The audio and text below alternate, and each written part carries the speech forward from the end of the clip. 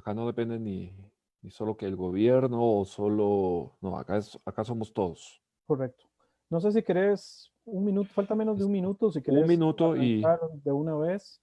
Ya hice streaming en una de los grupos de Facebook que trabajo, que se llama Medio Oriente y África del Norte, Noticias y Análisis. Ahí ya he activado la charla para el día de hoy. Entonces, Perfecto, las personas que nos siguen en ese canal, pues también van a tener la transmisión en vivo. Ya son correcto. También estamos en la página de ajá. Israel Sin Fronteras. Es decir, ahorita estamos simultáneamente en 3 espacios. Israel Sin Fronteras en Facebook, en YouTube, en Universo Bíblico. Y recuérdales a las personas que están conectando también la alternativa de Facebook de la otra página, por favor, Brian.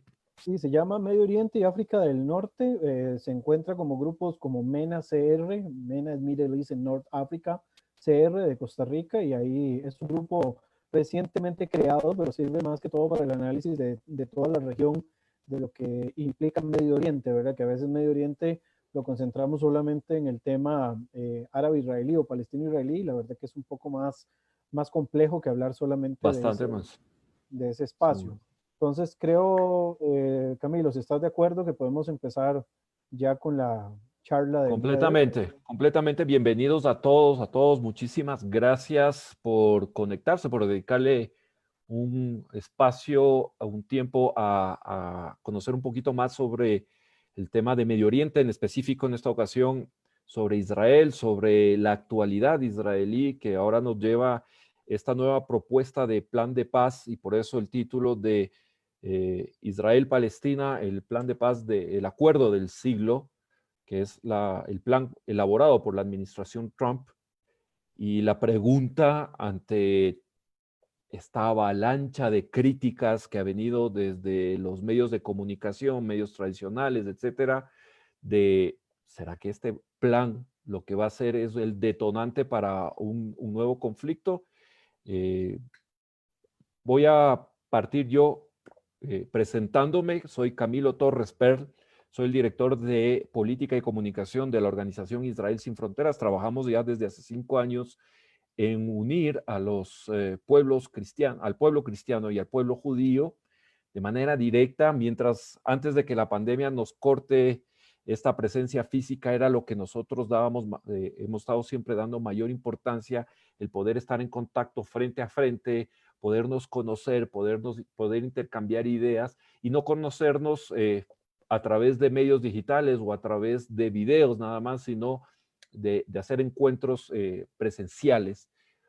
Hoy la realidad es diferente, tenemos que estar bajo esto, a través de estos maravillosos medios de comunicación que nos permite la tecnología, pero siempre nuestro objetivo ha sido una relación estrecha entre el Estado de Israel, el pueblo judío y el pueblo cristiano. Y ahora sí, Brian, por favor, si es tan amable tu presentación, te va a tocar hacer un resumen, porque tu experiencia y tu currículum da para muchísimo, pero hagamos un resumen. Bueno, muchas gracias, Camilo. Saludos a todos los que están conectados en los 3 canales que hemos habilitado para este conversatorio, ¿verdad? Aquí lo que venimos es a compartir un poco de experiencias y de ideas también que puedan ser para crear un panorama un poco más amplio, ¿verdad? Que no venimos tampoco a imponer ningún tipo de criterio, simplemente venimos a compartir un poco de lo que nosotros pues consideramos importante. Bueno, mi nombre es Brian Acuña, yo trabajo para el Centro Israelita en Costa Rica, de hecho estoy en San José, Costa Rica en estos momentos, trabajo en la Oficina de Relaciones Institucionales y además soy profesor universitario de la Universidad Internacional de las Américas, también en San José, de la materia de geografía política y económica. Entonces, sin más preámbulo, creo que podemos entrar en materia, pues obviamente esto, como todo lo que se refiere a Israel y Palestina, pues acumula mucho de la opinión pública, ¿verdad? Casi que la acapara por completo. Siempre lo comentamos tras bastiones.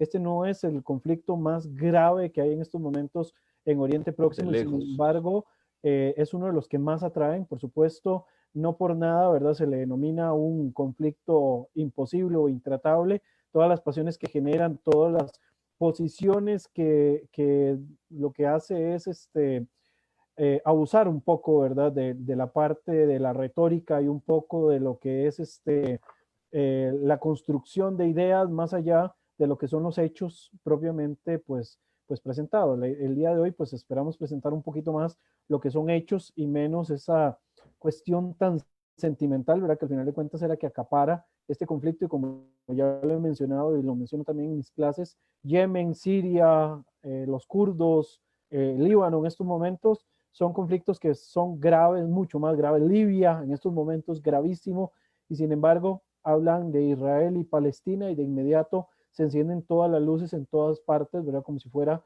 realmente lo más grave que ocurre en este planeta. Camilo. Pues sí, el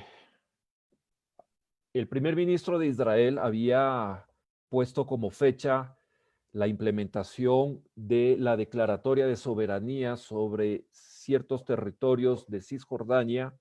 Había puesto la fecha del 1 de julio.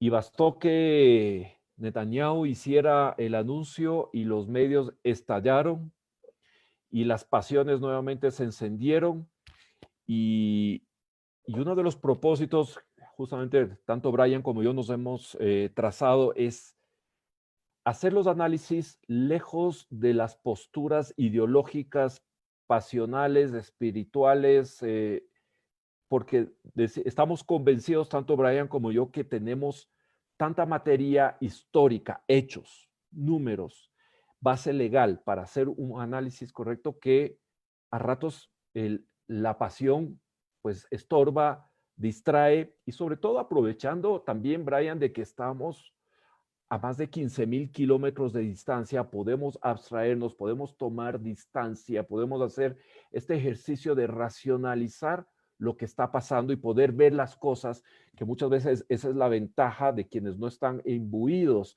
en el asunto, poder ver las cosas de lejos, como los asesores, que cuando hay problemas en una empresa, en un gobierno, llaman a un asesor para ver las cosas de lejos. Y esa es la ventaja.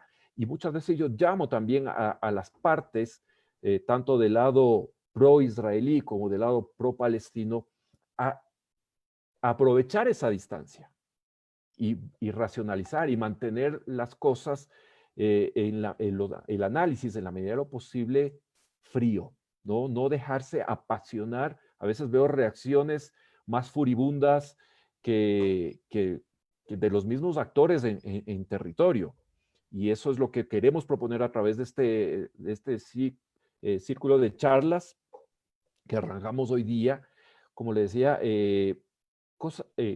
partamos de, sobre todo, cuáles han sido las grandes objeciones que ha presentado los opositores al llamado Acuerdo del Siglo, que también, hay que decirlo, tiene un nombre bastante rimbombante, que va un poquito con la personalidad de Donald Trump y de su administración, pero de llegar a darse, no estaría lejos de ser el Acuerdo del Siglo. Pero, ¿cuáles han sido, Brian, las principales objeciones que hemos recogido, sobre todo de la parte contraria, que no están de acuerdo con respecto a este Acuerdo del Siglo? Sí, hemos visto varios puntos que argumentan, ¿verdad? En alguna medida, que nosotros los recopilamos principalmente en cuatro aspectos que pensamos irlos desarrollando hasta donde nos dé el tiempo. El primero es que no se trata de un plan porque no fue invitada la contraparte. En este lugar podríamos decir el caso de los palestinos, que dicen que ellos no fueron invitados a la negociación, que ese sería el primer aspecto. En el segundo se habla de un atentado contra los acuerdos de Oslo, que ahorita lo vemos como más en detalle, estoy diciéndole tipo resumen.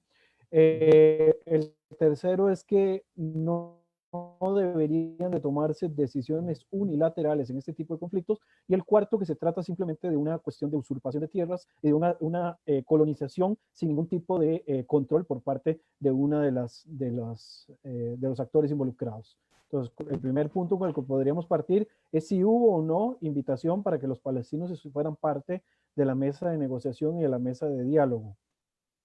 Y hagamos un poco de historia, porque desde que la administración Trump, al igual que administraciones anteriores, de Estados Unidos se propusieron abordar el tema del conflicto palestino-israelí, desde el mismo inicio extendieron la invitación a la parte palestina, permanentemente rechazaron. De hecho, al final voy a dejar algunos links que he encontrado de las noticias, porque es otra de las cosas que sí me gustaría ir aportando en este ciclo de conversatorios, aportar documentación para quien quiera darse el tiempo de poder revisar. Incluso la última noticia, recordemos que del 25 al 28 de junio del 2019, ya anuncia la administración Trump la cumbre de Bahrein, que se llamaba Paz, es Paz para la Prosperidad. Ese era el plan que se iba a abordar en la cumbre de Bahrein, que fue una cumbre que se habló netamente del aspecto económico del plan de Trump, no se habló de nada político. Se hizo una vez más la invitación a la parte palestina, y de hecho Mahmoud Abbas rompe públicamente la invitación, lanza al viento y dice, no vamos a participar. Pero no quedó solamente en eso. Hubo un grupo de 12 empresarios palestinos, la gran mayoría de ellos residentes en la ciudad de Hebrón, que sí asistieron, porque la invitación era abierta a diferentes delegaciones. Recordemos, participó incluso el Banco Mundial, el Fondo Monetario Internacional, entre muchas otras delegaciones internacionales, tanto de países como de diferentes instituciones internacionales.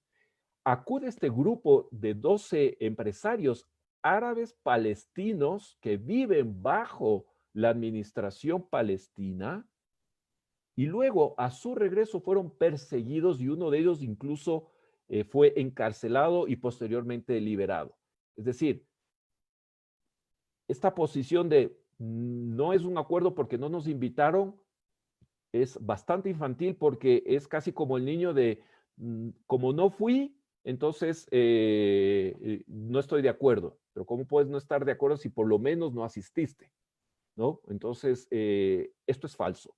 La invitación fue permanente hasta días antes de la cumbre del año pasado en Bahrein. Se insistió la invitación al lado palestino y no acudieron. No solo que no acudieron, sino que además persiguieron a sus propios ciudadanos árabes palestinos que sí asistieron a la cumbre, ¿no?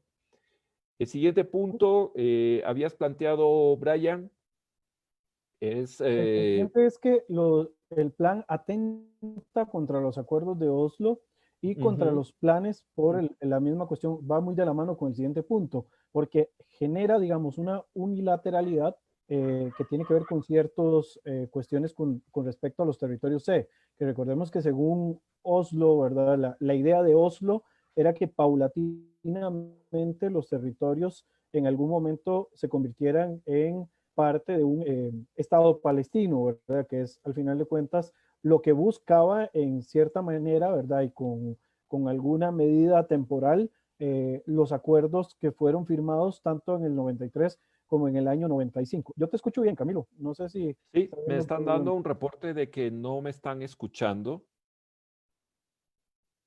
No sé qué... Yo te escucho fuerte y claro. Entonces, no sé qué problema estará dando en estos momentos. Pero si querés, continuamos para ver qué más Continuamos. puede ser. Sí, en cuanto a la cuestión de los acuerdos, que es sobre la decisión, ¿verdad?, de los territorios C, donde se habla del control que al final de cuentas, pues va a tener Israel sobre la zona. Entonces, es, eh, es este plan, es este acuerdo de alguna manera o considera que sea de alguna forma, o ya ahorita por supuesto voy a dar mi perspectiva, que el plan atenta contra los acuerdos de Oslo, que de todas maneras, siendo muy transparentes, los acuerdos de Oslo fueron violentados una y otra vez, ¿verdad? Por la violencia en ambas partes, ¿verdad?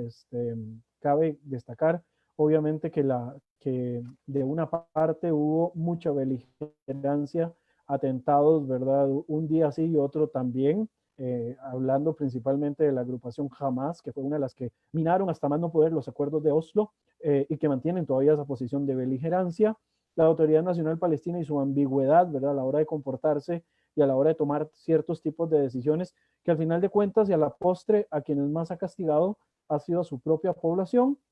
Y por otra parte también, pues hemos tenido también beligerancia, ¿verdad? Del otro lado, obviamente tratando de buscar una salida, porque de todas maneras creo que si en algo coincidimos en alguna forma, es que esto debería solucionarse lo antes posible para evitar tener esa dependencia con respecto a la seguridad y al manejo, digamos, de las poblaciones que están al Brian, final de cuentas dame en riesgo, 30 ¿verdad? Y segundos. nosotros Creo que desde voy a este tener, lado del mar, nuestra posición, sí, sí, voy a tener que interrumpir 30 segundos porque parece que definitivamente no me están escuchando. Voy a ver si cambio de audífonos y quizás pueda hacer eso la solución. Dame 30 segundos y les pido mil disculpas a todos. Habíamos hecho pruebas, estaba funcionando bien. Nos escuchamos nosotros, pero algo está fallando y que no se transmite. ¿Ok? 30 segundos nada más. ok, dale.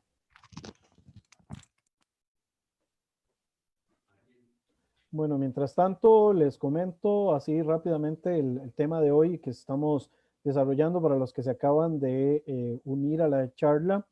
Es la situación del acuerdo del siglo y el enfoque que queremos plantear es si este acuerdo, al final de cuentas, podría convertirse en el detonante de un nuevo conflicto entre israelíes y palestinos o llevar, como en alguna ocasión han querido transmitir algunos, a generar una nueva intifada.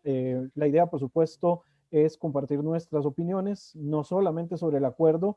Esto no se trata de si estamos o no estamos de acuerdo con el acuerdo, la propuesta o el plan, ¿verdad? Que al final de cuentas yo lo que siempre señalo es que esto que propone el presidente Donald Trump es una propuesta, no es en sí la solución. Todos quisiéramos que esta fuera la solución que beneficie a ambas partes, pero de alguna forma es evidente también de que la situación tiene que de alguna forma negociarse y tiene que buscarse una salida alterna. Los puntos que estamos desarrollando por los cuales estamos teniendo algún tipo de circunstancia importante son, estamos basándolo en 4 puntos principales, que es el que no hay un tipo de acuerdo porque no están las partes todas involucradas, ¿verdad? Algo que obviamente pues queda debiéndose por algún lado. El otro tema, lo que tiene que ver con la base de los acuerdos de Oslo Cuando hablo del yo, 93 y del 95. Y por otra parte también lo que tiene que ver con las cuestiones de la unilateralidad y la toma de territorios. Camilo, no sé si ya estamos en orden. aparentemente sí, aparentemente sí. Nada más quisiera un reporte de nuestros amigos, bueno, Roxana, mi socia, que me había olvidado de mencionarla, y agradecerle por el seguimiento que nos está dando, mi socia de Israel Sin Fronteras. Confiemos que ahorita sí, aparentemente era el micrófono, no me gustan mucho estos audífonos, pero veamos si el micrófono funciona mejor.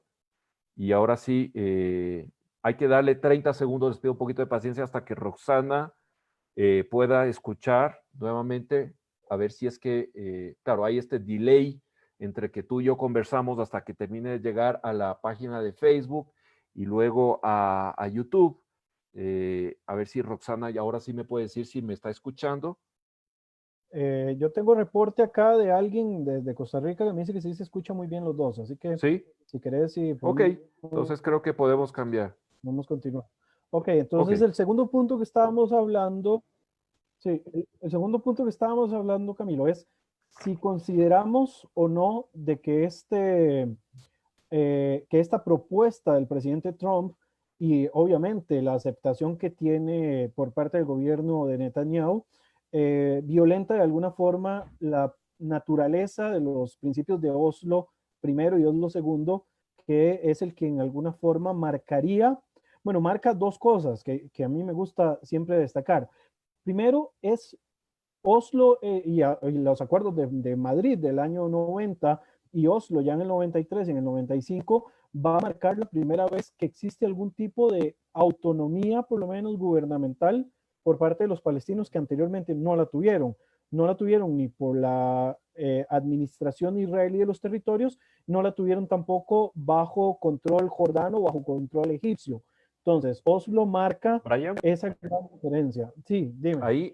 ¿qué te parece si, a ver, resumimos el tema? Quisiera entrar a Oslo un poquito más adelante, en el momento que Ok, hablemos de los estatus de los territorios, porque ahí es donde se marca definitivamente la importancia de Oslo en esta determinación del estatus real de los territorios. yo tengo, Pero, perdona, quería, mientras vos explicabas tal vez el estatus de los ajá, territorios, mostrar un mapa que es el que eso habíamos venido trabajando eso es buenísimo, para que puedan ver cómo está el tema de los territorios. Entonces, seguro. déjame buscarlo acá, que Ok. es el mapa de la división territorial de la zona, según los Lo acuerdos de vemos Oslo. rapidito para luego que vamos a hacer la recapitulación histórica, ahí lo podríamos ver mucho más en detalle. Este es justamente el mapa de división Oslo 2, que es donde ya se marca el tema territorial, ¿no es cierto? Correcto. Ok, Ahí pues tal vez para podemos que explicar nos a grandes vayamos, rasgos. exacto. Dale, por favor, Brian. Ok, bueno, acá según los acuerdos de Oslo del 93 y del 95, que esto debía ser algo progresivo, ¿verdad? Que digamos que ha sido lo más avanzado que han tenido hasta este momento. Todas las zonas A, lo que son las zonas en verde, son zonas que, o ciudades palestinas eh, administradas al 100% por la Autoridad Nacional Palestina. Todo lo que ustedes Ujú. ven como zona en color café es lo que popularmente se conoce como el área B, que es una zona de villas palestinas o de pueblos palestinos que están con administración mixta. Entonces hay una coordinación en todos los aspectos, seguridad, cuestiones ahí de protección y no sé qué, que están bajo administración de ambos gobiernos, tanto el gobierno de Ramallah, que es el gobierno de la Autoridad Nacional Palestina, que gobierna desde Ramallah en estos momentos, como también el gobierno israelí, ¿verdad? Y se coordinan para hacer ciertos tipos de actividades. Y todas las zonas en gris que ustedes ven acá, lástima que el mapa no muestra todo, esta es la zona C, donde hay una administración completa por parte de Israel. Es una de las zonas más grandes, ¿verdad?, de la administración. Es también las zonas donde se ubica la mayoría de lo que se conoce popularmente como poblados israelíes, ¿verdad? O colonias o asentamientos. Vamos a utilizar los nombres que se les da popularmente, son poblados en realidad, donde están viviendo en estos momentos algunos judíos que están metidos ahí. Un aspecto interesante, bueno, voy a darle la palabra a Camilo, pero un aspecto interesante es que la mayoría de estos asentamientos tienen algún tipo de continuidad, ¿verdad? Hay algún tipo de conexión. No es que están ahí como hechos solamente en islas, sino que hay zonas que están interconectadas entre sí. Camilo, no sé si querés dar algún punto de vista al respecto. Yo preferiría entrar ya más de fondo a Oslo 93 y Oslo 2, 95, en la siguiente, cuando abordemos el tema del estatus de los territorios.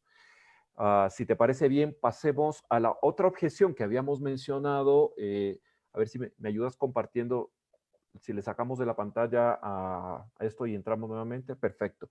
Ok. Uh, La siguiente objeción, la otra objeción, sí, uh-huh. La otra objeción sí, tiene la que ver otra objeción con la cuestión de la con decisión unilateralidad. unilateral.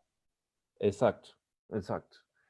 Y, pero resulta curioso, Brian, el tema de la oposición a la unilateralidad de Israel cuando presenta un plan, ¿no? Pero no, nadie protestó cuando Israel en el 2005 hace la desconexión en Gaza, a todo el mundo le pareció bien. Ahí sí estaba bien la unilateralidad, porque ahí no hubo una consulta con la autoridad palestina. Simplemente Israel dijo, hasta acá llegamos, nos vamos de Gaza. Y ya luego sabemos todo lo que ha pasado después.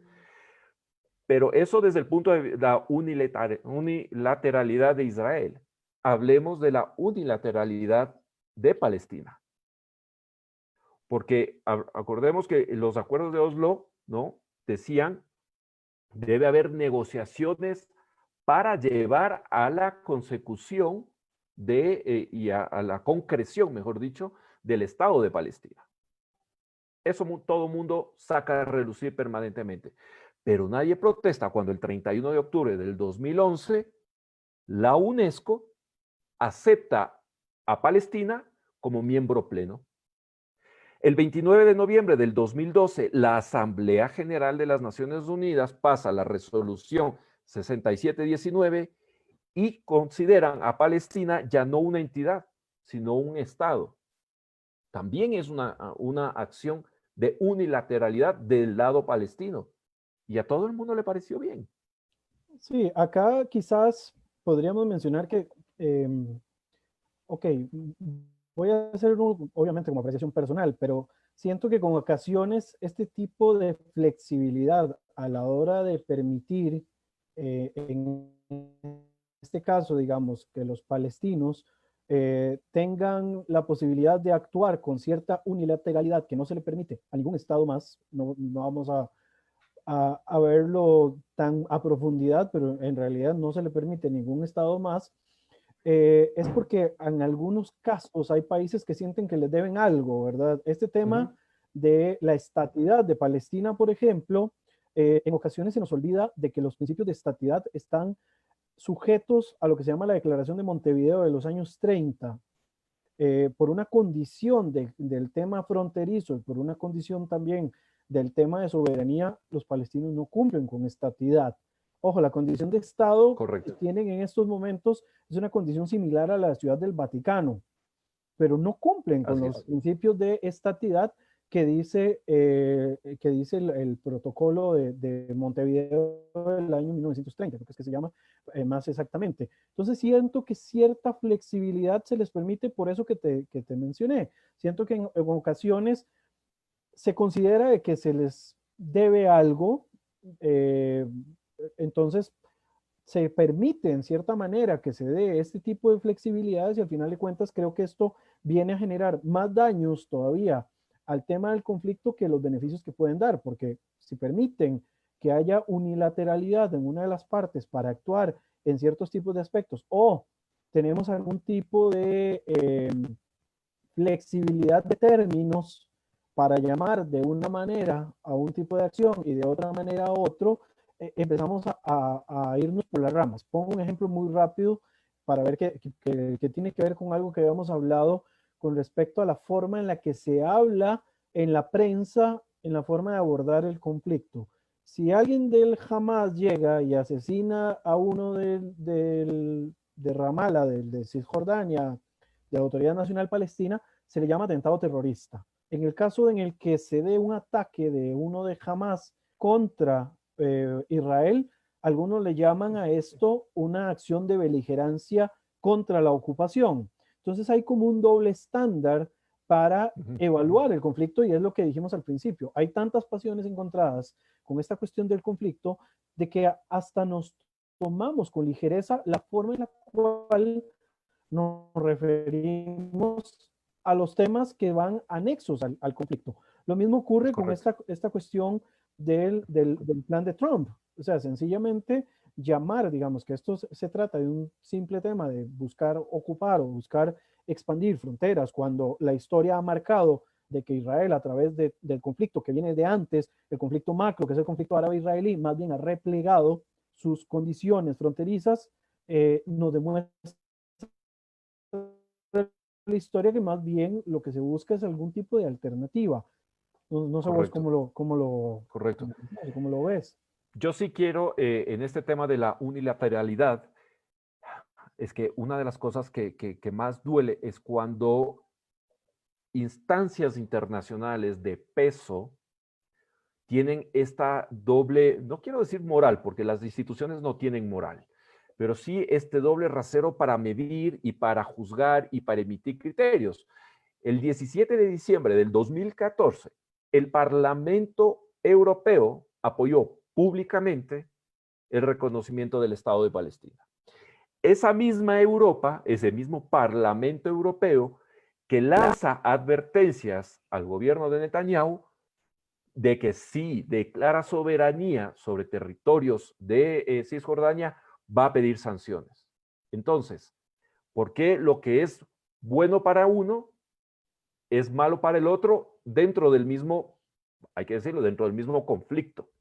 Entonces, otra vez esta doble, esta flexibilidad de la que tú hablas con respecto a los palestinos y esta manera tajante de amenazar, de amedrentar, porque había además dentro de todas estas declaratorias y reconocimientos del Estado palestino, había dentro que muchos, si tú te fijas en los años, son todos años de la administración de Barack Obama.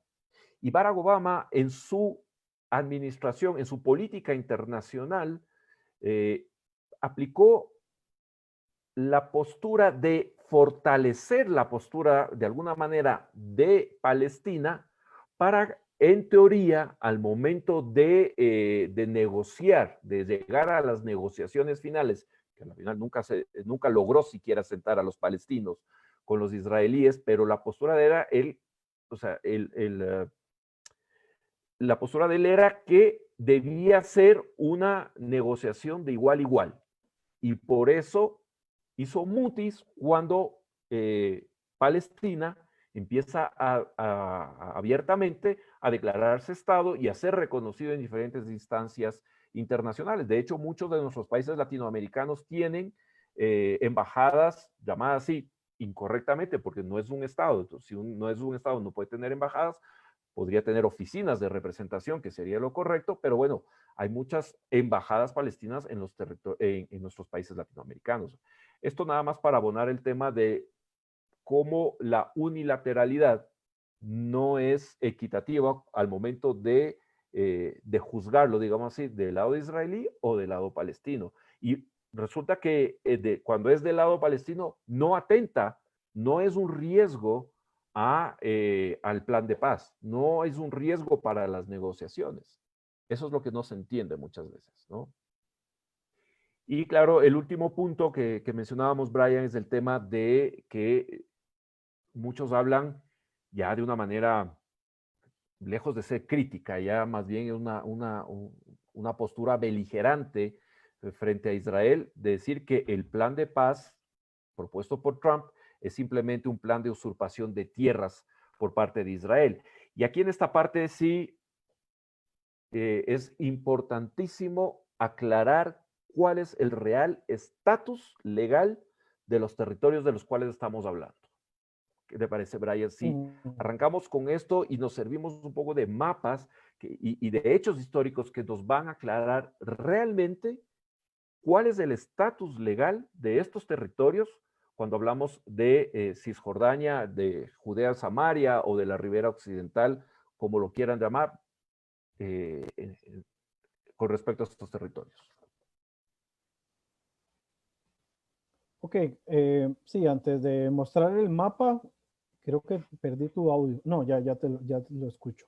Okay. Yo, digamos, personalmente sí considero que en decisiones que puedan cambiar de manera drástica la situación sobre el terreno, las decisiones unilaterales que se tomen van a tener un riesgo altísimo, ¿verdad? De generar un tipo de detonación en cuanto a los picos de violencia. Recordemos que al ser un conflicto imposible o intratable, no se llega a solucionar, sino que lo que llega a ocurrir de alguna forma es que se administran los picos de los enfrentamientos. Entonces, creo que de alguna manera la toma de decisiones de forma unilateral de una de las partes involucradas o de las dos partes involucradas genera de que los picos de violencia de alguna manera vuelvan a crecer y al final de cuentas quienes van a irse al extremo van a ser las poblaciones que no sienten, uno, la representación en cuanto a lo que se está planteando,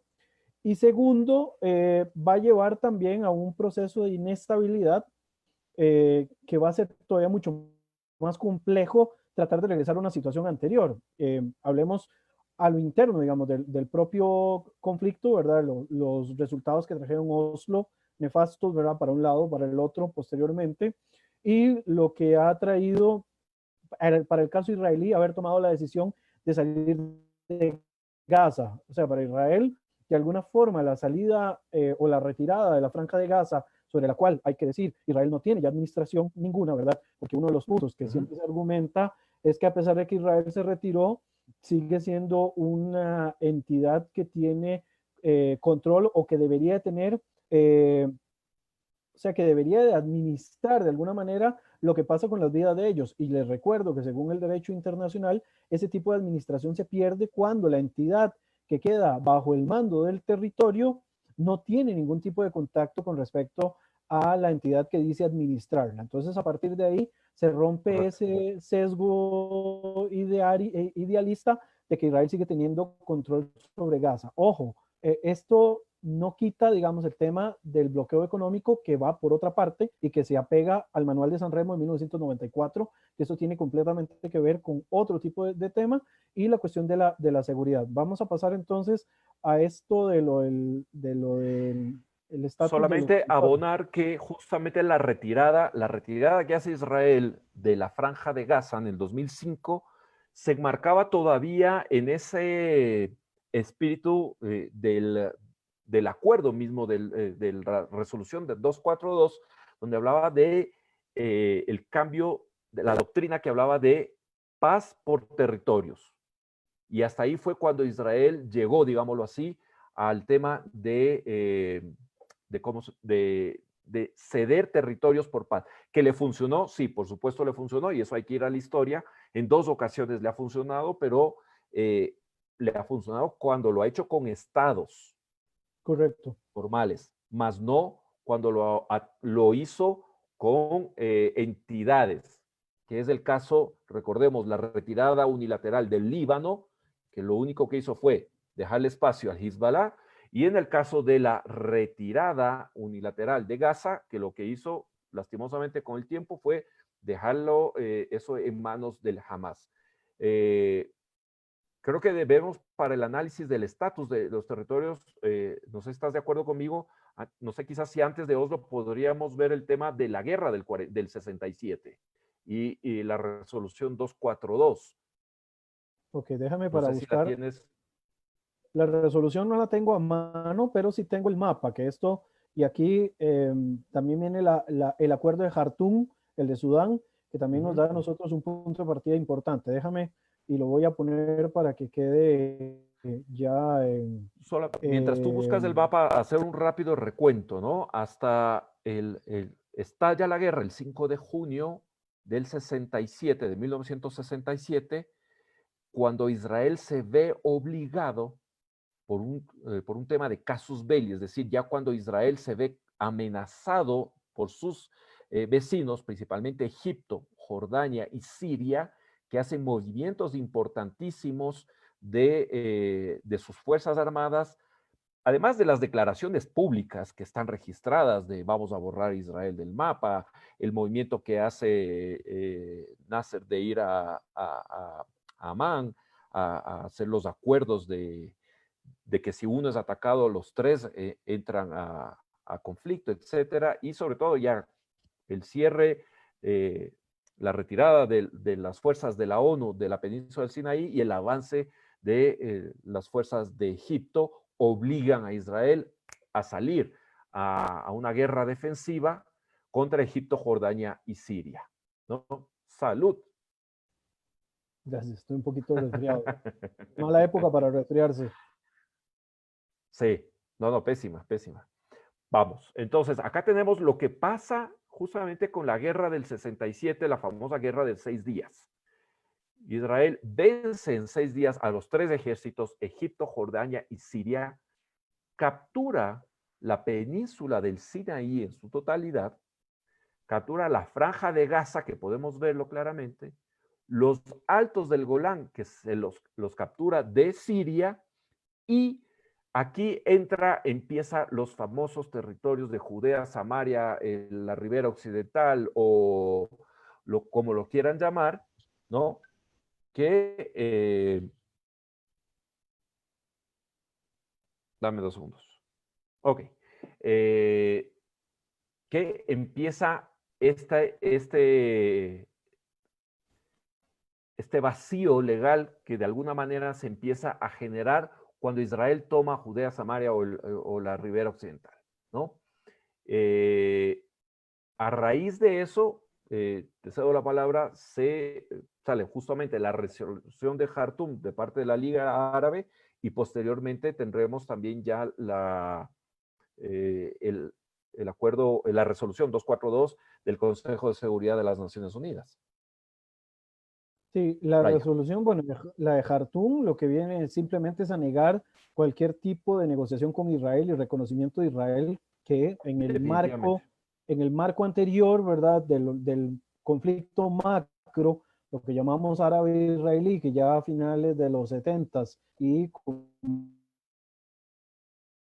mucho más fuerza después de la firma de la paz con Jordania, pues ya disminuye mucho de árabe, pero en la resolución de Jaro. Después se va a plantear lo que son 242, ¿verdad? Que acá ingresa algo que se llama popularmente como lawfare legal, ¿verdad? O esta guerra de interpretaciones legales con respecto a los territorios, y están quienes llaman a estos territorios territorios bajo ocupación y están quienes le llaman territorios disputados. Y acá vamos a hacer un señalamiento.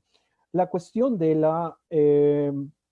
en qué condición se encuentran estos territorios va a tener que ver sobre quién, digamos, los administraba, sobre quién los tenían anteriormente.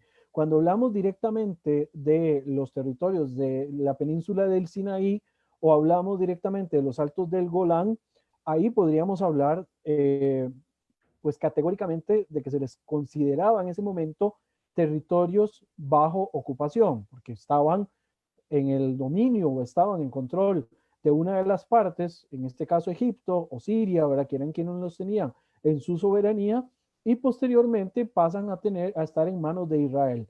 ¿Qué es lo que ocurre con la margen occidental? Lo que conocíamos eh, históricamente como Judea y Samaria, porque Cisjordania es un nombre más reciente, pero igual se le llama Cisjordania. No vamos a negar ese detalle. O con Si la lo franja puedes señalar tú en el mapa para que la gente se de, ubique un poquito de qué estamos de, hablando, ¿no? déjame para De ver Judea y si Samaria. Déjame para ver si la presentación me lo permite. Bueno, creo que la presentación no me permite muchas cosas. Ah, bueno, aquí tengo un puntero. Entonces, esto es, esta parte de acá, es Cisjordania, ¿verdad? Que popularmente se llama Judea y Samaria, incluyendo la zona de Jerusalén. Por acá también está Belén. Y tenemos la franja de Gaza, que Gaza era un poco más grande, ¿verdad? Las zonas que estaban designadas inicialmente dentro del plan de partición. Entonces, estos territorios no pertenecían a ninguna soberanía porque antes de 1967 lo que tuvimos fue la guerra de 1948, que de esto hablaremos en otro momento de un enfoque un poco más histórico, pero la soberanía de estos territorios estuvieron una soberanía no reconocida a nivel internacional por parte de Transjordania o de Jordania de la margen occidental, ¿verdad? Que la toma en la guerra del 48-49, y la franja de Gaza que estuvo bajo administración egipcia. Entonces, estos territorios, basados en ese principio de la situación de la situación de la condición de los territorios y la soberanía, no se les quieren denominar territorios bajo ocupación, sino territorios en disputa. Entonces, a partir de ahí es donde empezamos a ver cómo, digamos, estas zonas que están acá, que al final quedan bajo administración israelí hasta que aparecen los acuerdos de Oslo en el 93 y en el 95, que le dan un poco más de independencia a las agrupaciones palestinas, ya en ese momento hablando de palestinos, se toman como que si fueran territorios en disputa y no territorios bajo ocupación. Obviamente acá, como les Solamente, dije, Brian, si me claro, permites 30 segundos para hacer un resumen. En la dame, guerra del 67, Israel, en una guerra defensiva, toma todos los territorios que los vemos en beige, península del Sinaí, Judea y Samaria, los altos del Golán, y hablamos de territorios ocupados. Para que se hable de territorio ocupado, quiere decir que esos territorios le pertenecían a alguien y ese alguien tiene que ser una entidad reconocida en el concierto internacional, llámese Estado. La península de Sinaí claramente era un territorio ocupado porque Israel se lo tomó a Egipto. Los altos del Golán eran territorios ocupados porque Israel se lo tomó en guerra defensiva a Siria. Pero Judea y Samaria y la franja de Gaza no le pertenecían a nadie. La franja de Gaza estaba bajo administración de Egipto, que no había declarado soberanía sobre la Franja de Gaza, y Judea y Samaria, o la Ribera Occidental, estaban bajo una administración ni siquiera reconocida por los órganos internacionales. Eso estaba administrado por el reino de Jordania. Entonces, es por eso que se sostiene justamente que no podemos hablar de territorios ocupados cuando no le pertenecían legalmente a nadie. No había un reconocimiento internacional de que esta zona que estamos viendo ahorita en el mapa que nos presenta, que es Cisjordania o el margen occidental o Judea y Samaria, esos territorios no había un Estado previo reconocido a quien le pertenecieran esos territorios. De hecho, los únicos países que habían reconocido la soberanía de Jordania sobre esto, sobre lo que estamos viendo, era Gran Bretaña y Pakistán. Nadie más había reconocido, ni siquiera los propios países árabes habían reconocido la soberanía de Jordania. Entonces, en el momento que estalla la guerra, prácticamente esos territorios no le pertenecían a nadie. Entonces, por eso es que no se puede hablar de ocupación de territorios por parte de Israel. Entonces, si lo traemos a la situación actual, al plan que origina, digamos, esto, es importante ahora sí hablar de cuál es la condición a partir de los 90, entrando directamente tanto en la Conferencia de Madrid del año 90, que viene a darle un mutuo reconocimiento, en cierta medida, de los palestinos hacia Israel, ¿verdad?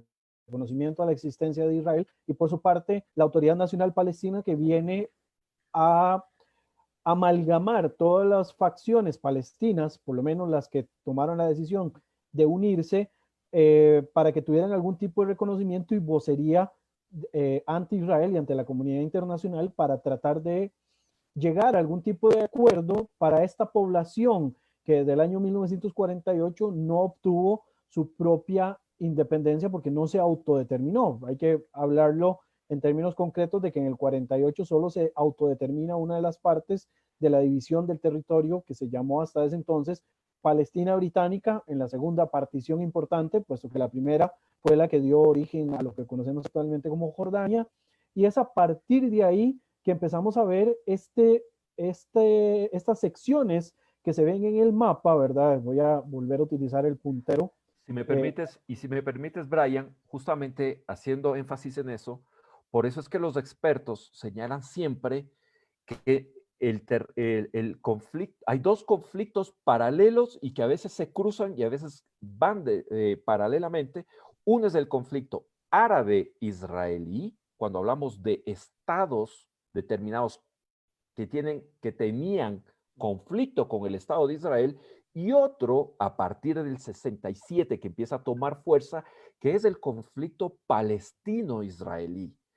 Porque hasta el 67, y ya con mayor fuerza a partir del 74, la misma Liga Árabe les dice, señores, nos desentendemos de ser quienes les representamos a ustedes, y a partir de ahora ustedes, en ese momento, la OLP, la Organización para la Liberación de Palestina, pasa a representar los intereses de ese conglomerado humano que se llaman refugiados palestinos, y, y claro, empieza a tomar ya fuerza legal, un reconocimiento como tal, que eso es lo que yo siempre rescato de qué fueron los acuerdos de Oslo.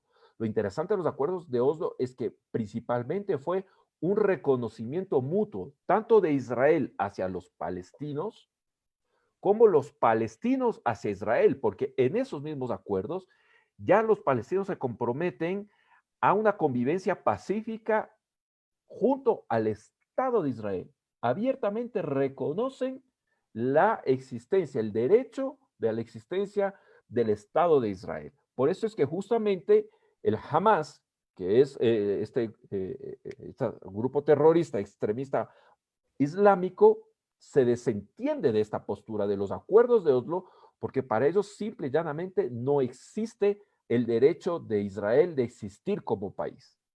Y no sé ¿No? si, Entonces, bueno, ya basado, digamos, en ese principio de cómo fue que se llegó a la condición actual de los territorios, ¿verdad? Ahí también dentro de ese control que tiene Israel de las zonas de la margen occidental, ¿verdad? Que gana en la guerra del 67 y que después empieza la construcción, ¿verdad? De estos poblados que quedan cerca de la línea verde. En realidad no es que se meten mucho más allá de la línea verde, salvo algunos pequeños poblados que quedan aislados, ¿verdad? Pero en sí, la mayoría de lo que se llaman asentamientos, de los grupos poblacionales, están del lado o cerca de la línea verde. El plan de Donald Trump que se viene a generar ahora, ¿verdad? Que de nuevo, no vamos a decir que el plan sea bueno, que sea malo, tal vez ahora al final damos algún tipo de posición de cada uno, pero el proyecto que tiene planteado el presidente de los Estados Unidos junto con su yerno Jared Kushner y bueno, con otros implicados ahí diplomáticos, lo que viene es a intentar, bueno, darle algún tipo de seguridad a los israelíes en cuanto a la continuidad territorial y al mismo tiempo, en el caso palestino, lo que plantea inicialmente, que es algo de lo que habló en su momento Camilo, ¿verdad? De este primer encuentro que se habló de la parte económica, compensar económicamente a los palestinos por algunas zonas territoriales que van a tener cierto tipo como de pérdida del plan inicial. Ojo, acá se quiere plantear regresar a las líneas de 1949, 70 años después. O sea, estamos hablando de que es poco viable volver a una condición tan atrás, sino que acá lo que hay que buscar son alternativas. Lo que propone el plan de Trump. Es que además, Ajá, Brian, si me permite, o sea, claro. no tiene sentido, porque si volvemos, a ver, si volvemos a las fronteras del 49,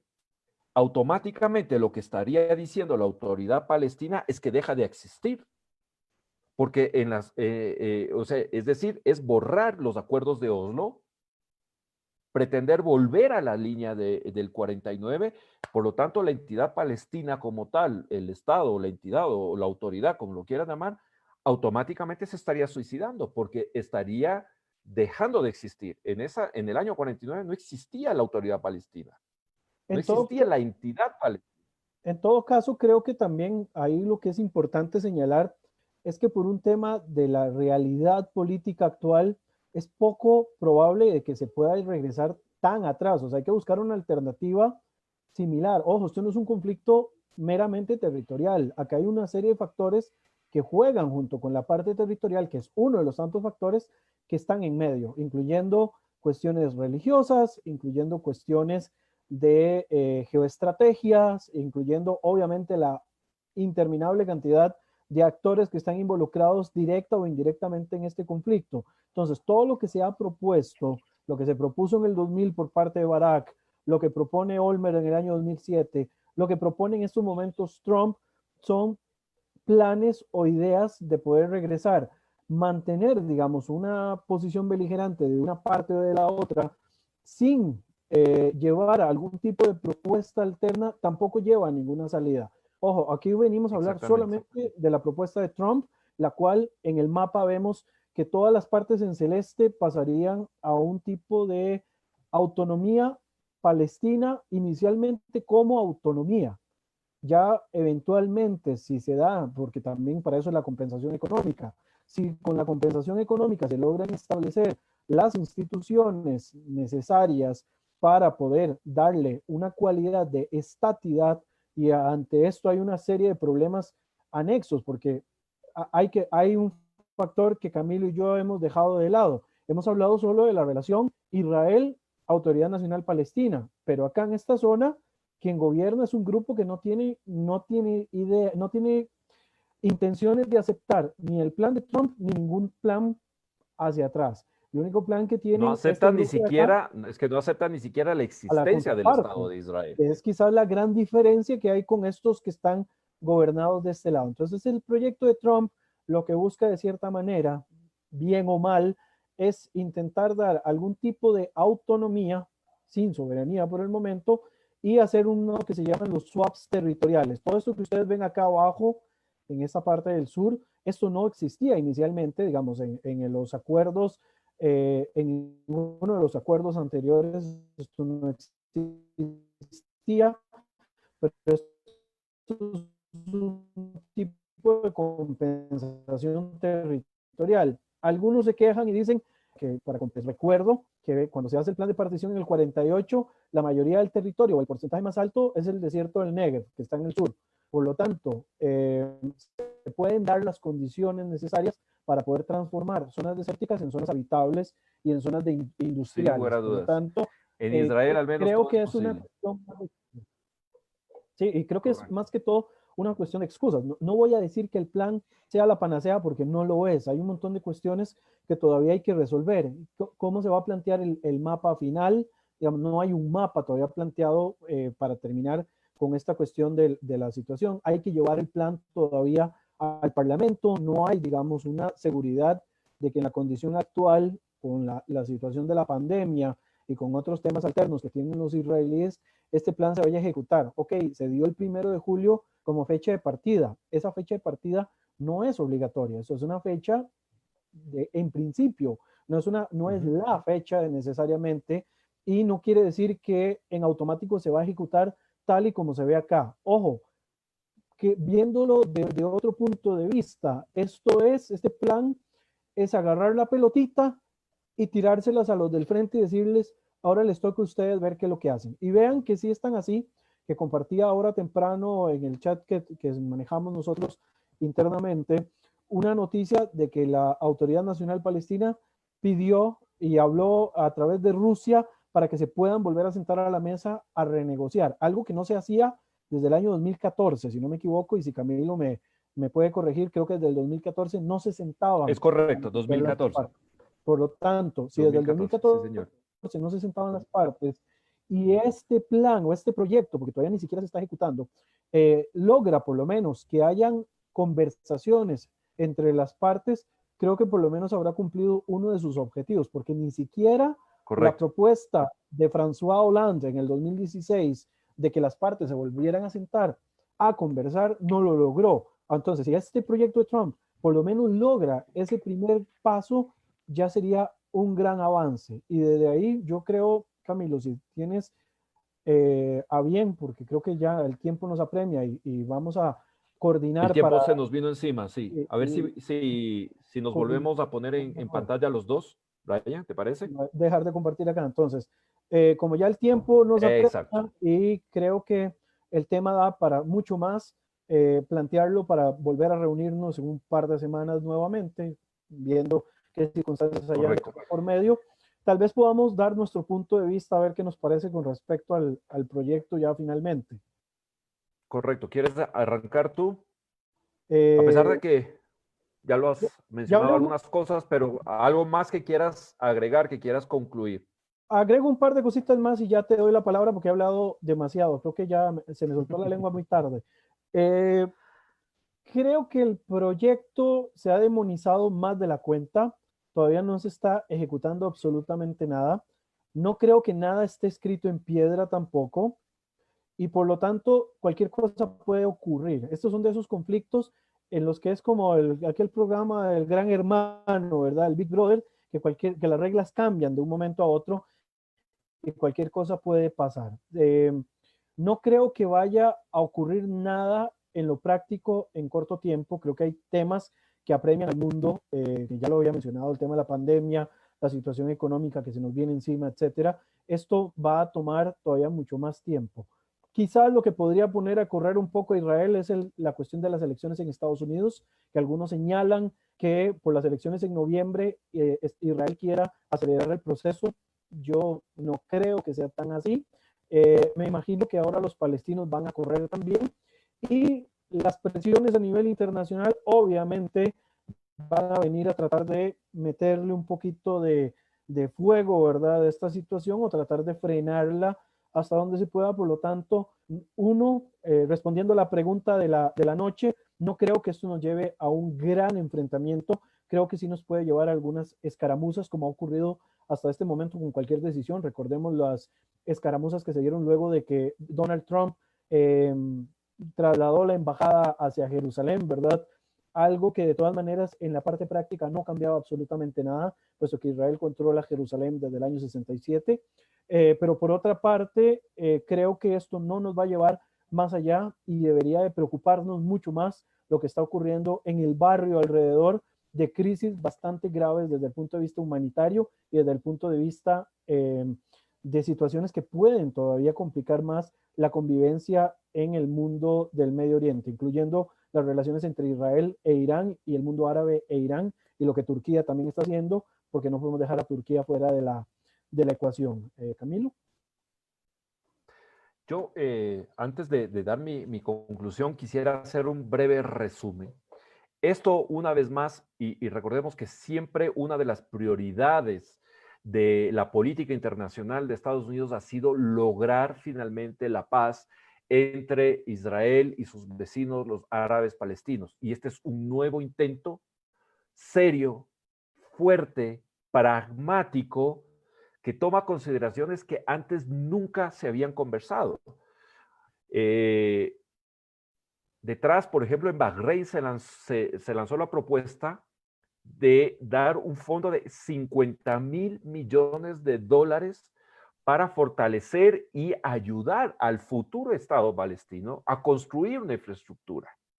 Y eso se enmarca dentro del espíritu también de los acuerdos de Oslo, como les decía, no solamente por qué se dividió, porque también había que explicar por qué se dividió ese territorio de Cisjordania en tres partes, A, B y C.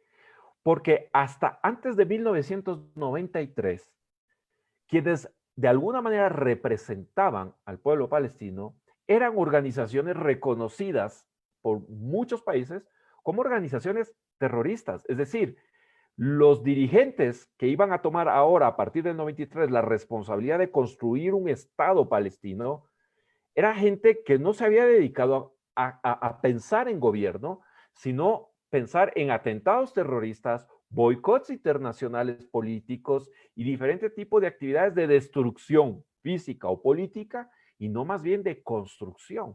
Entonces hubiese sido absolutamente irresponsable de parte de la comunidad internacional que simplemente agarren y le digan, señores, bueno, ya ustedes son autoridad palestina, tenga, aquí está su territorio y se acabó. Por eso se estableció en los acuerdos de Oslo un proceso de 5 años. ¿Okay? Y dentro de ese mismo proceso, la administración Trump dice, ¿cómo vamos a darle un territorio al nuevo Estado palestino que podría crearse en los próximos años si es que no va a tener un sustento económico para vivir? Es necesario generar infraestructura, generar una cierta estabilidad para darle. Y eso no se habla de parte de los palestinos y rechazaron de entrada cualquier invitación.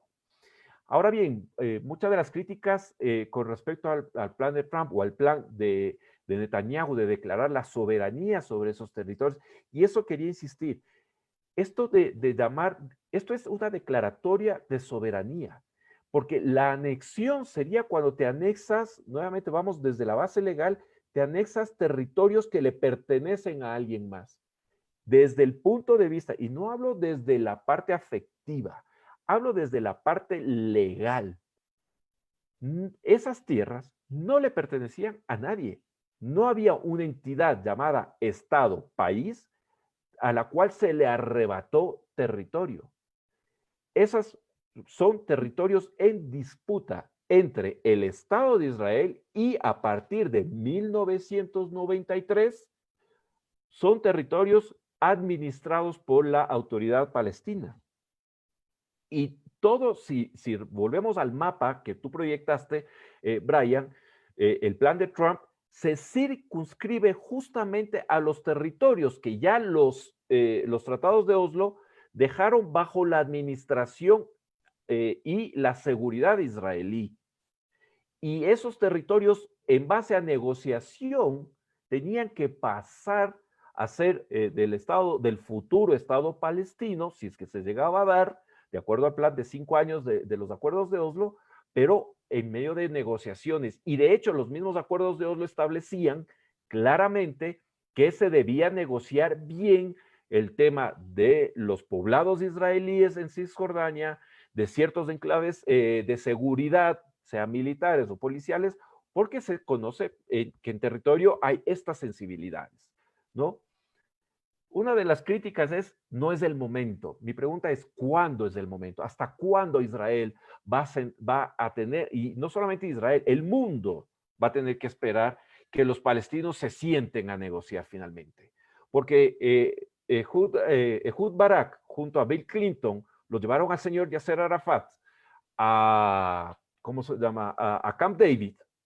Le hicieron una propuesta tangible, en firme, seria, y la rechazó. Luego el primer ministro de Ehud Olmert en el 2007 le vuelve a hacer una propuesta muy similar a la de Camp David, pero adicionando ciertas condiciones más favorables incluso para la autoridad palestina. Y Mahmoud Abbas, que ya era presidente en ese momento de la autoridad palestina, vuelve a rechazar. Y han venido administraciones de Estados Unidos y primeros ministros y los países árabes y todo el mundo pidiendo que se sienten a negociar, que se sienten a conversar, y han dicho no, y no, y no. Entonces la pregunta es, ¿hasta cuándo? ¿Hasta cuándo se debe esperar el mundo a que ellos decidan sentarse? Bueno, creo que, Y Camilo, en esta parte, perdona que te atraviese ahí, como decimos popularmente, el por caballo favor. en la conversación. Creo que ahí se ha visto la presión que mete el mundo árabe, porque el mundo árabe en estos momentos de alguna forma le ha dado a Israel, no le ha dicho que sí, pero tampoco le ha dicho que no. He dicho que no, Entonces, exactamente. de alguna forma se ve el desgaste internacional para que se llegue a un acuerdo, así sea un mal acuerdo que un buen pleito, ¿verdad? Que de alguna forma es lo que se ha intentado en las últimas ocasiones. De nuevo, no digo que sea el plan del siglo, si lo logra, pues sería el plan de la vida, pero ya, digamos, se muestra un desgaste a nivel internacional que quieren enfocar esfuerzos y quieren enfocar también recursos en otros tipos de temas que acogen, digamos, la situación internacional, que agobian a la situación internacional y la situación regional. En la región ya los diferentes países reconocen de que no es el tema de Israel su mayor, digamos, preocupación en estos momentos y esto ha permitido que de alguna manera se haya flexibilizado la relación de Israel con algunos actores importantes del mundo árabe, ¿verdad? Y del mundo musulmán en general, tal vez no todo, pero por lo menos el mundo árabe que durante tantos años tuvo esa negativa de poder conversar siquiera con Israel. Correcto, y es justamente es una de las genialidades que la gente no reconoce en el plan de Trump. Una de las genialidades de la propuesta de Trump es justamente involucrar a los grandes actores del Medio Oriente para que sean ellos, porque la propuesta económica no es que Estados Unidos iba a dar solo los 50,000 millones, que tampoco les sería demasiado difícil hacerlo, pero lo que buscaba era justamente, y eso se hizo en Bahrein, buscar integrar a los grandes países, a los grandes actores del Medio Oriente a favor de este plan. Y por eso vemos este cambio que tú lo mencionas, Brian, este cambio de actitud importantísimo del mundo árabe, principalmente de la península arábiga, hacia ya ir definiendo este tema. Pero no solamente por un tema de seguridad, Brian, o sea, a eso también lo podríamos analizar en otras reuniones, en otros conversatorios. Es un tema de una mutua necesidad de la tecnología de Israel, del conocimiento y finalmente, vamos, o sea, están todos ahí. A Israel también le interesa poder participar de grandes proyectos de infraestructura porque tiene el conocimiento y tiene la capacidad. Entonces hay muchos intereses comerciales, de salud, es decir, hay muchos intereses que se están frenando por una situación que ya también el mundo árabe se está cansando de seguir esperando la voluntad. Y ahí va justamente mi comentario final. Yo sí creo que es el momento adecuado porque el entorno es favorable, más allá de la pandemia del coronavirus, que nos ha trastocado todo, pero además es favorable porque está dando, antes de que se implemente, antes de que siquiera Israel diga, este es el porcentaje que voy a declarar soberanía, ya ha logrado lo que no ha pasado en 6 años, lo que tú mencionabas. Mahmoud Abbas directamente contacta a Vladimir Putin y le dice, mira, sí estamos dispuestos a negociar. ¿Qué pasó en 6 años? O sea, lo que están sintiendo los palestinos es que o, o entran a negociar o la historia les pasa por encima. Y eso es favorable porque finalmente se necesitaba un cambio de visión.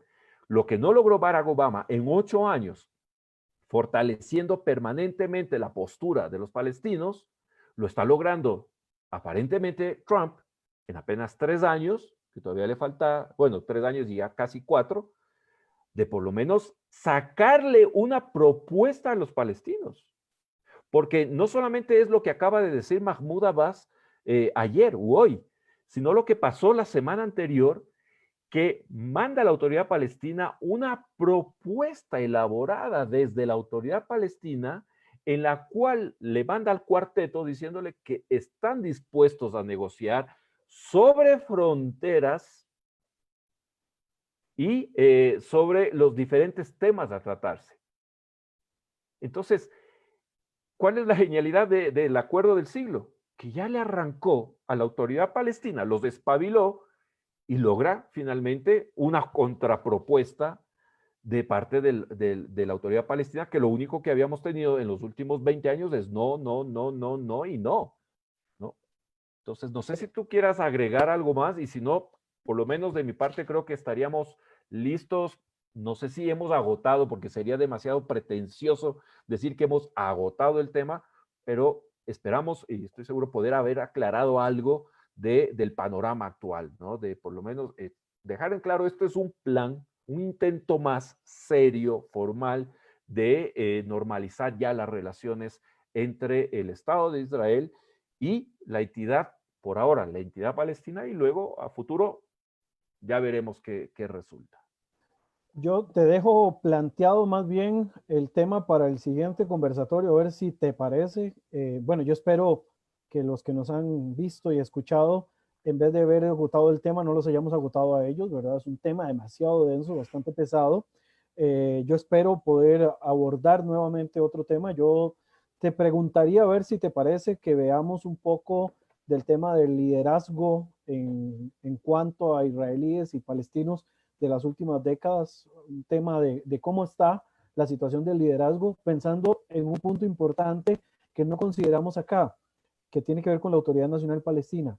¿Quién va a sustituir a Mahmoud Abbas eventualmente de desaparecer? Ya vimos todo el desastre que ocurre una vez que desaparece Yasser Arafat, que por lo menos teníamos concentrado la fuerza del discurso en un solo personaje, aunque habían un montón de frentes igual. Pero ¿qué va a pasar una vez que Mahmoud Abbas desaparezca? ¿Qué va a pasar si hay algún tipo de desgaste en cuanto a la imagen de Netanyahu en Israel? Recordemos que Netanyahu todavía tiene ahí algunas causas pendientes. ¿Qué va a pasar? ¿Le dará Un chance a par Benny de Gantz? chicharrones, diríamos en lenguaje popular. Sí, le dará chance a Benny Gantz de llegar a ser primer ministro. O sea, todo eso creo que sería bueno como ver que no solo el tema de los liderazgos externos, sino ver cuál es la posición de los liderazgos internos y cómo influye esto también en la solución o no del conflicto. ¿Cuáles son los intereses que hay detrás de cada uno de estos liderazgos para que se resuelva o para que se mantenga el statu quo? O se termina de embarrar. Entonces te lo planteo y te lo dejo también Me en el parece tintero a la gente para que en un par de semanas tal vez, si no es que ocurre algo antes que nos que amerite nos... reunirnos, poder Correcto. plantearlo para una próxima sesión. Mi querido Brian, una vez más agradecido por tu ayuda y de verdad ha sido un placer siempre dialogar contigo. Espero que también la gente lo haya de alguna manera disfrutado, enriquecido, aportado y por favor sus comentarios tanto en nuestra página de Facebook, en YouTube y nos vemos dentro de 15 días si Dios no dispone nada distinto. Igualmente un Abrazo, saludo a todos, Brian. tanto Como en dicen acá en Ecuador, Costa Rica, pura vida. tanto en Ecuador como en Costa Rica, pues un fuerte abrazo y a todos los que se nos conectaron de diferentes partes del mundo. Ahí quedamos completamente a las órdenes. Muchísimas gracias.